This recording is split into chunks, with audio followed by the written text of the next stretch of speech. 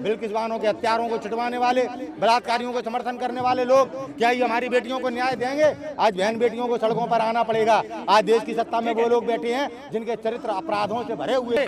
आज धीरेन्द्र शास्त्री जो हमें हिंदू राष्ट्र का पाठ पढ़ाते हैं, देश की जनता को बेवकूफ बनाते हैं, धर्म के नाम पर, हनुमान जी के नाम पर राजनीति कर रहे हैं।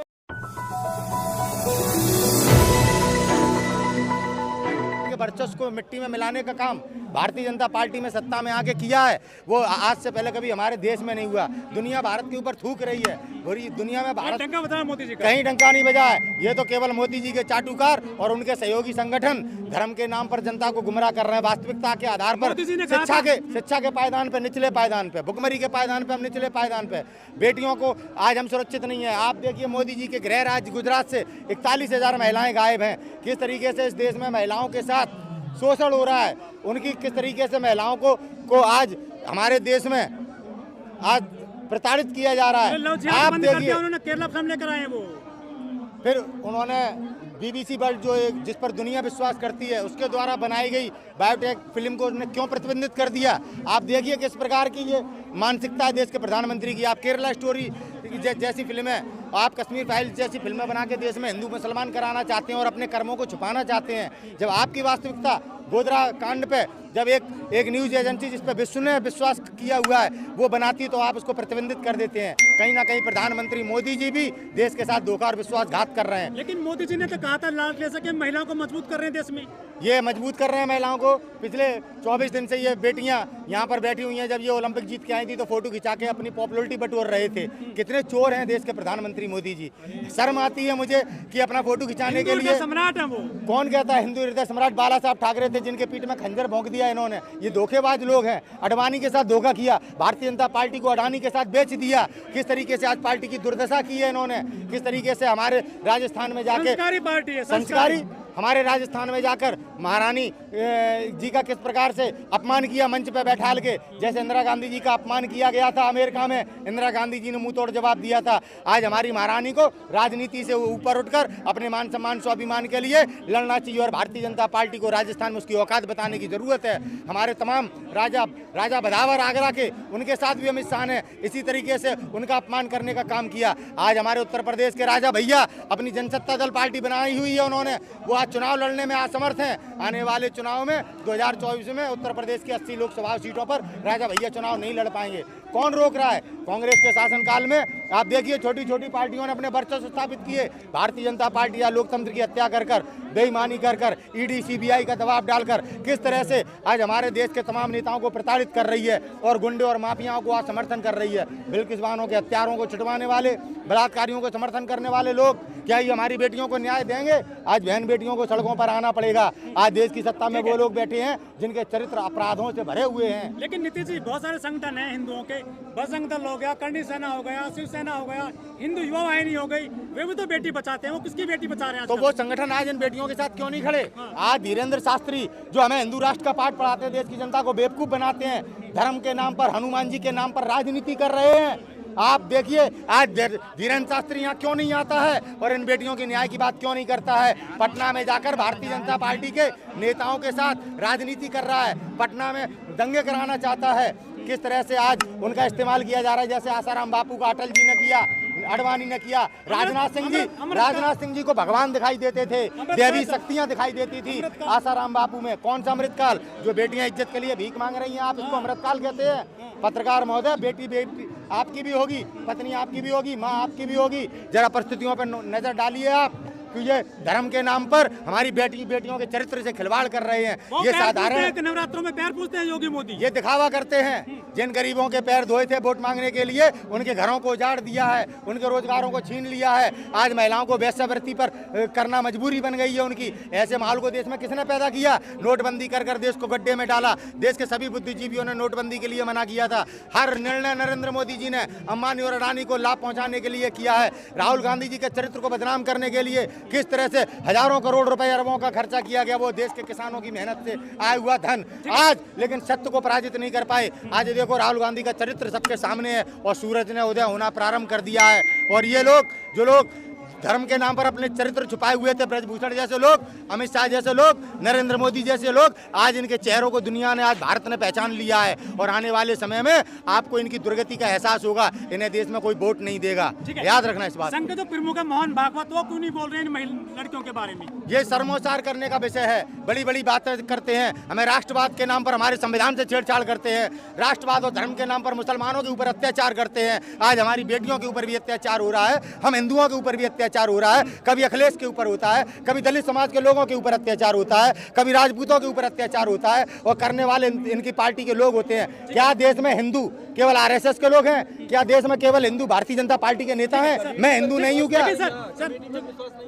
कौन सी कमेटी जिस कमेटी ने अभी तक अरेस्ट नहीं किया? इतना ताकतवर आदमी है जिसके इस्तीफे के लिए नरेंद्र मोदी जी के मुंह से आवाज नहीं निकल रही, भारत का गृह मंत्री जिसके सामने नहीं बोल पा रहा है, क्या आप उसके बाहर रहते हुए न्याय जांच सही हो सकती है? आप ये उम्मीद करते हैं? सुप्रीम कोर्ट इस देश में कह रहा है कि हमें काम नहीं करने दिया जाता है और आप इस तरह की बातें कर रहे हैं। एफआईआर भी सुप्रीम कोर्ट के कहने पे हुई है।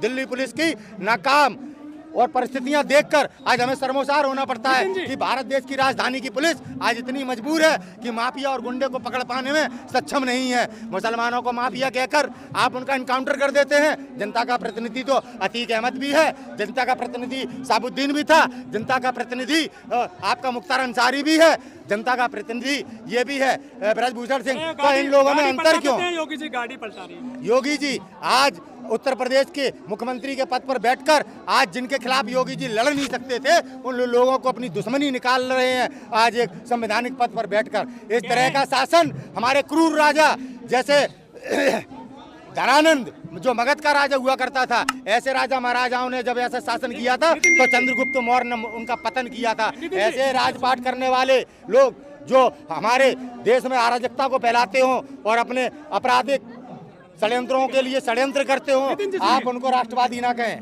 ये हिंदू बेटियां हैं, हिंदुओं की सरकार चल रही है और हिंदू ही आरोपी है, तो न्याय क्यों नहीं मिल रहा है इन बेटियों को? न्याय आप उनसे पूछिए जो बड़ी बड़ी बातें करते थे। आप भी तो राजपूत हैं, आप भी हिंदू हैं।